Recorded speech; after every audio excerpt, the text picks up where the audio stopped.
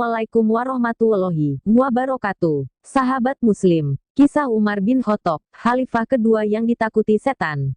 Khalifah Islam kedua bernama lengkap Umar bin Khattab bin Nufail bin Abdul Izzi bin Rabah bin Kirat bin Razah bin Adi bin Ka'ab bin Luwai al-Quraisy al-Adawi. Beliau terkadang dipanggil dengan Abu Hafs dan digelari Al-Faruq. Ibunya bernama Hantimah binti Hashim bin Al-Mukirah al-Mahzumiyah. Umar radhiyallahu anhu masuk Islam ketika para penganut Islam kurang lebih 40 orang. Imam Tirmidzi, Imam Tabrani dan Hakim meriwayatkan dengan riwayat yang sama bahwa Nabi Shallallahu Alaihi Wasallam pernah berdoa, yang artinya, "Ya Allah, muliakanlah agama Islam ini dengan orang yang paling Engkau cintai di antara kedua orang ini, yaitu Umar bin Khattab atau Abu Jahal, Amr bin Hisham." Dikutip dari biografi Umar ibn Khattab dalam Tabakat Ibn Sa'ad, Tarikh Al-Khulafa Ar-Rasyidin Imam Suyuti dan beberapa sumber lain, Anas bin Malik berkata, pada suatu hari Umar keluar sambil menyandang pedangnya, lalu Bani Zarah bertanya, "Wahai Umar, hendak kemana engkau?" Maka Umar menjawab, "Aku hendak membunuh Muhammad." Selanjutnya orang tadi bertanya, "Bagaimana dengan perdamaian yang telah dibuat antara Bani Hashim dengan Bani Zuhroh, sementara engkau hendak membunuh Muhammad?" Lalu orang tadi berkata, "Apakah engkau tidak kau tahu bahwa adikmu dan saudara iparmu telah meninggalkan agamamu?"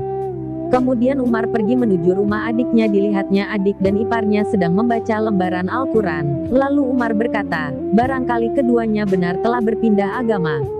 Maka Umar melompat dan menginjaknya dengan keras. Lalu adiknya, Fatimah binti Khattab, datang mendorong Umar, tetapi Umar menamparnya dengan keras sehingga wajah adiknya mengeluarkan darah. Kemudian Umar berkata, "Berikan lembaran Al-Quran itu kepadaku, aku ingin membacanya." Maka adiknya berkata, "Kamu dalam keadaan najis tidak boleh menyentuhnya kecuali kamu dalam keadaan suci. Kalau engkau ingin tahu maka mandilah, berwudulah, bersuci." Lalu Umar berdiri dan mandi, bersuci, kemudian membaca lembaran Al-Quran, yaitu surat Taha sampai ayat 14 yang artinya, "Sesungguhnya aku ini adalah Allah, tidak ada Tuhan selain aku, maka sembahlah aku, dirikanlah salat untuk mengingatku." Setelah membaca ayat itu, Umar berkata, "Bawalah aku menemui Muhammad." Mendengar perkataan Umar itu, Habab langsung keluar dari persembunyiannya seraya berkata, "Wahai Umar, aku merasa bahagia, aku berharap doa yang dipanjatkan Nabi pada malam Kamis menjadi kenyataan." Beliau, Nabi, berdoa, "Ya Allah, muliakanlah agama Islam ini dengan orang yang paling Engkau cintai di antara kedua orang ini, yaitu Umar bin Al-Khattab atau Abu Jahal, Amr bin Hisham." Lalu Umar berangkat menuju rumah Nabi Muhammad. Di depan pintu berdiri Hamzah, Talah dan sahabat lainnya. Lalu Hamzah seraya berkata, "Jika Allah menghendaki kebaikan baginya, niscaya dia akan masuk Islam, tetapi jika ada tujuan lain kita akan membunuhnya." Lalu kemudian Umar menyatakan masuk Islam di hadapan Rasulullah Shallallahu Alaihi Wasallam. Masuknya Umar ke dalam Islam menambah kejayaan Islam dan kaum muslimin. Umar turut serta dalam peperangan yang dilakukan bersama Rasulullah dan tetap bertahan dalam perang Uhud bersama Rasulullah.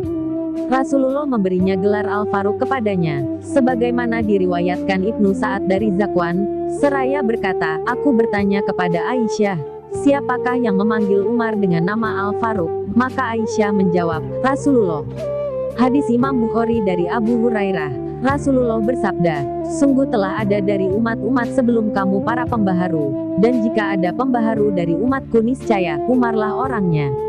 Demikian juga Imam Tirmidzi telah meriwayatkan dari Uqbah bin Amir bahwa Nabi bersabda, "Seandainya ada seorang Nabi setelahku, tentulah Umar bin Khattab orangnya."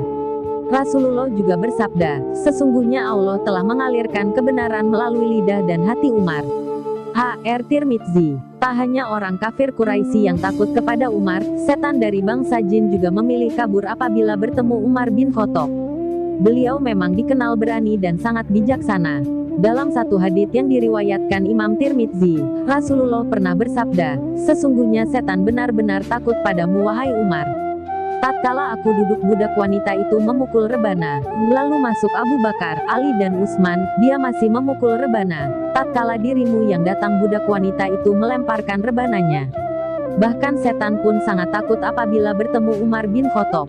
Rasulullah bersabda, "Wahai Ibnul Khattab, Demi Allah yang jiwaku berada dalam genggaman tangannya, sesungguhnya tidaklah setan menemuimu sedang berjalan di suatu jalan kecuali dia akan mencari jalan lain yang tidak engkau lalui. Dalam hadits lain, Rasulullah pernah bersabda, sungguh aku melihat setan dari kalangan manusia dan jin lari dari Umar. Hr. Tirmidzi. Penyebab takutnya setan kepada Umar tentu bukan hanya dikarenakan keberaniannya. Umar dikenal memiliki iman yang kokoh dan tidak mau terperdaya oleh urusan dunia. Khalifah Islam kedua Sayyidina Umar bin Khattab wafat pada Rabu bulan Zulhijjah tahun 23 Hijriah dalam usia 63 tahun. Beliau ditikam oleh seorang majusi bernama Abu Luluah, Fairuz, budak Al-Mughirah bin Syu'bah saat memimpin salat subuh. Fairuz adalah orang Persia yang masuk Islam setelah Persia ditaklukkan Umar. Penikaman Umar dilatar belakangi dendam pribadi Abu Luluah terhadap Umar karena sakit hati atas kekalahan Persia, yang saat itu merupakan negara adidaya. Umar dimakamkan di samping Nabi dan Abu Bakar Siddiq. Setelah beliau wafat, jabatan khalifah dipegang oleh Utsman bin Affan. Semoga Allah meridhoinya. Ayah Al-Khattab bin Nufail dari Bani Adi.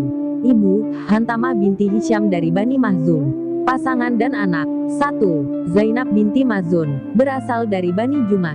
Zainab menikah dengan Umar sebelum tahun 605. Anak dari pernikahan beliau dengan Zainab, Abdullah. Periwayat hadits terbanyak setelah Abu Hurairah. Abdurrahman, Hafsah, istri Nabi Muhammad.